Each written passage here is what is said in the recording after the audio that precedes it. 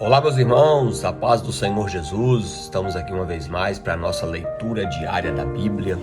Hoje nós estaremos lendo os capítulos 4, 5 e 6 do segundo livro do profeta Samuel. Lembrando sempre que nós estamos lendo na versão Almeida, revista e atualizada. Vamos lá então? Capítulo 4.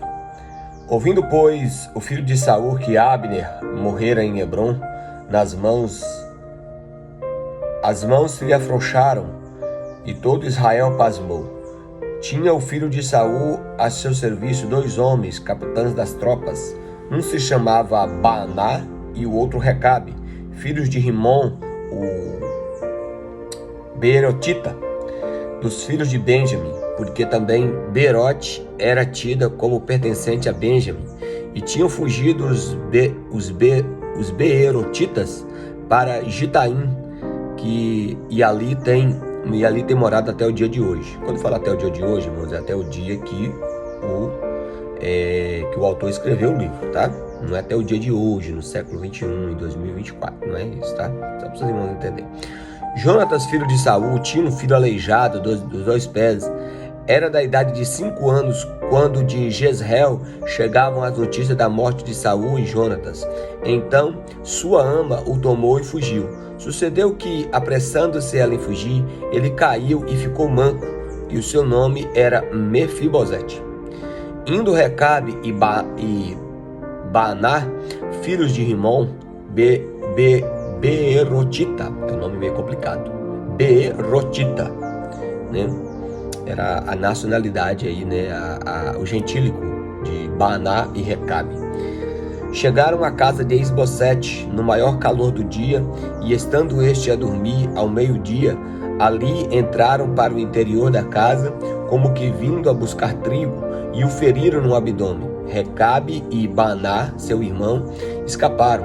Tendo eles entrado na casa, estando ele no seu leito, no quarto de dormir, feriram-no e o mataram. Mataram-o dormindo, né, irmãos? Que covardia, né?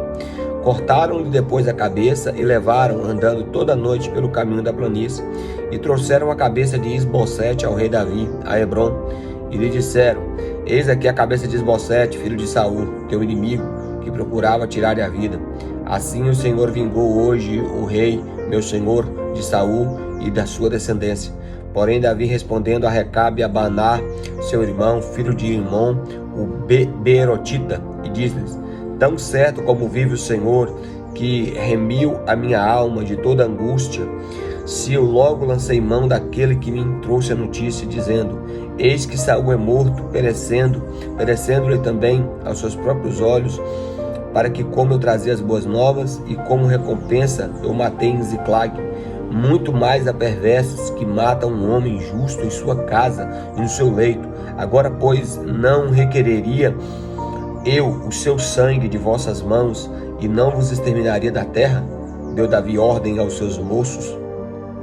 Eles, pois, o mataram, e, tendo-lhes cortado as mãos e os pés, os penduraram junto ao açude de Hebrom.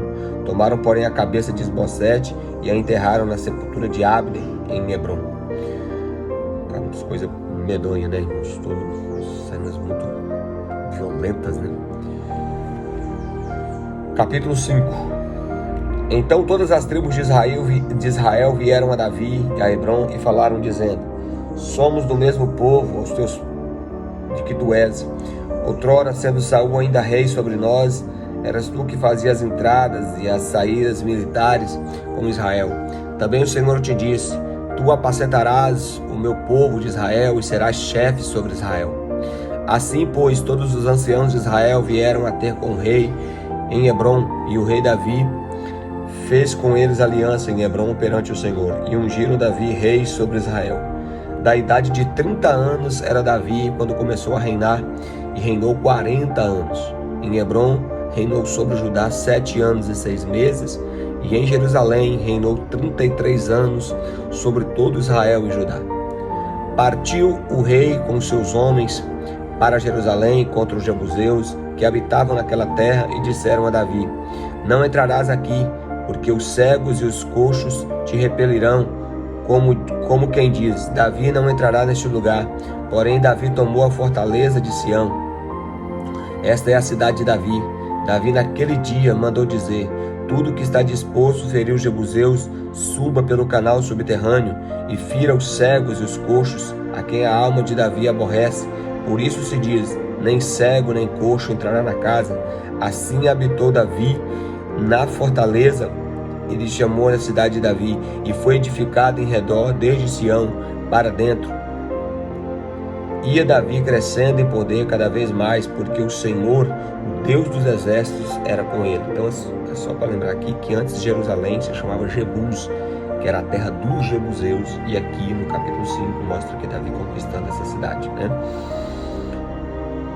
Irão, rei de Tiro, enviou mensageiros a Davi e madeira de cedro, e carpinteiros e pedreiros, e edificaram uma casa a Davi. Reconheceu Davi que o Senhor confirmara rei sobre Israel e que exaltara o seu reino por amor do seu povo. Tomou Davi mais concubinas e mulheres em Jerusalém, depois que viera de Hebrom, e nasceram-lhe filhos e filhas. São estes os nomes dos filhos que lhe nasceram em Jerusalém: Samua, Sobabe, Natã, Salomão, Ibar, Elisua, Nefeg, Jáfia, Elisama, Eliada e Elifelete. Inclusive, esses três últimos nomes aqui é interessante: Elisama, Eliada e Elifelete. É o Deus que tudo ouve, é o Deus que tudo vê e o Deus que tudo provê. Maravilha, né? Os nomes tinham significados, né? Prosseguindo: ouvindo, pois, os filisteus que Davi fora ungido rei sobre Israel, subiram todos a prender a Davi. Ouvindo, desceu Davi à fortaleza, mas vieram os filisteus e se estenderam pelo vale dos Refaíns. Davi consultou o Senhor, dizendo: subirei contra os filisteus? Entregar-nos-á nas mãos? Respondeu-lhe o Senhor: sobe, porque certamente entregarei os filisteus nas tuas mãos. Então veio Davi a Baal-Perazim e os derrotou ali, e disse: rompeu o Senhor as fileiras inimigas diante de mim, como quem rompe águas. Por isso chamou o nome daquele lugar de Baal-Perazim. E os filisteus deixaram lá os seus ídolos, e Davi e os seus homens os levaram. Os filisteus tornaram a subir e se estenderam pelo vale dos Refaíns. Davi consultou o Senhor e lhe respondeu. E ele lhe respondeu: não subirás, rodeia por detrás deles e ataca-os defronte às amoreiras. E há de ser que, ouvindo o estrondo de marcha pelas copas das amoreiras, então te apressarás. É o Senhor que saiu adiante de ti, aferiu o arraial dos filisteus. Fez Davi conforme o Senhor ordenara, e feriu os filisteus desde Geba até Gezer. Agora o capítulo de número 6. Tornou Davi a juntar todos os escolhidos de Israel em número de 30.000, e dispôs-se com todo o povo que tinha consigo. Partiu para Baalá de Judá, para levarem de lá para cima da arca de Deus, sobre o qual se invoca o nome do Senhor dos Exércitos, que se assenta acima dos querubins. Puseram a arca de Deus em um carro novo e levaram à casa de Abinadab, que estava no outeiro de Uzá, e Aiô, filho de Abinadab, guiava o carro novo. Levaram-no com a arca de Deus na casa de Abinadab, que estava no outeiro, e Aiô ia diante da arca. Davi e toda a casa de Israel se alegravam perante o Senhor com toda sorte de instrumentos de pau, de faia, de harpas, com saltérios, com tamboris e pandeiros e com símbolos. Quando chegaram à eira de Nacon, estendeu Uzá a mão à arca de Deus e a segurou, porque os bois tropeçaram. Então a ira do Senhor se acendeu contra Uzá, e Deus o feriu ali por esta irreverência, e morreu ali junto à arca de Deus. Desgostou-se Davi, porque o Senhor irrompera contra Uzá, e chamou aquele lugar de Perez Uzá até o dia de hoje. Temeu Davi ao Senhor naquele dia e disse: como virá a minha arca do Senhor? Então quis Davi retirar-se para junto de si a arca do Senhor para a cidade de Davi, mas a fez levar à casa de Obed-edom, o geteu, e ficou a arca do Senhor na casa de Obed-edom, o geteu, 3 meses, e o Senhor abençoou toda a sua casa. Aleluia, né? A arca representa a presença de Deus, né? E onde está a presença de Deus, a bênção. Glória a Jesus. Então avistaram a Davi, dizendo: o Senhor abençoou a casa de Obed-edom e tudo quanto ele tem, por amor da arca de Deus. Foi, pois, Davi, e com alegria fez subir a arca de Deus da casa de Obed-edom à cidade de Davi. E sucedeu que, quando levaram a arca do Senhor, tinham dado 6 passos e sacrificavam bois, carneiros e carneiros cevados. Davi dançava com todas as suas forças diante do Senhor e estava cingido com uma estola sacerdotal de linho. Assim Davi, com todo Israel, fez subir a arca do Senhor com júbilo e ao som de trombetas. Ao entrar a arca do Senhor na cidade de Davi, Mical, filha de Saul, estava olhando pela janela e vendo o rei Davi, que ia saltando e dançando diante do Senhor, o desprezou no seu coração. Introduziram a arca do Senhor e puseram-na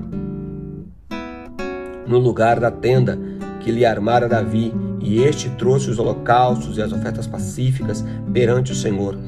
Tendo Davi trazido holocaustos e ofertas pacíficas, abençoou o povo em nome do Senhor dos Exércitos e repartiu todo o povo e toda a multidão em Israel, tanto homens como mulheres, e cada um deu um bolo de pão, um pedaço de carne e passas. Então se retirou cada um do seu povo para a sua casa. Voltando Davi para abençoar a sua casa, Mical, filha de Saul, saiu a encontrar-se com ele e disse: que bela figura fez o rei de Israel, descobrindo-se hoje aos olhos das suas servas e servos como um pejo se descobre um vadio qualquer. Disse, porém, Davi a Mical: perante o Senhor que me escolheu a mim, antes do que ao seu pai e a toda a sua casa, mandando-me que fosse chefe sobre o seu povo do Senhor, sobre Israel, perante o Senhor me tem alegrado. Ainda mais desprezíveis me farei e me humilharei aos meus olhos. Quanto às servas que me falaste, delas serei honrado. Mical, filha de Saul, não teve filhos até o dia da sua morte. Então, esse evento da arca aqui é interessante, porque no começo, Davi não transportou a arca do jeito que era para ser transportada pelos levitas, né? Ele colocou num carro novo, né? Foi por isso que teve toda aquela repercussão e culminou na morte de Uzá. Mas depois ele fez da maneira certa e aí sim, né, houve uma grande alegria, uma grande manifestação da presença de Deus naquele lugar. Então, quem carrega a presença tem que carregar da maneira certa, não pode carregar da maneira errada. Amém? Deus abençoe e, em primeiro lugar, leia a palavra de Deus.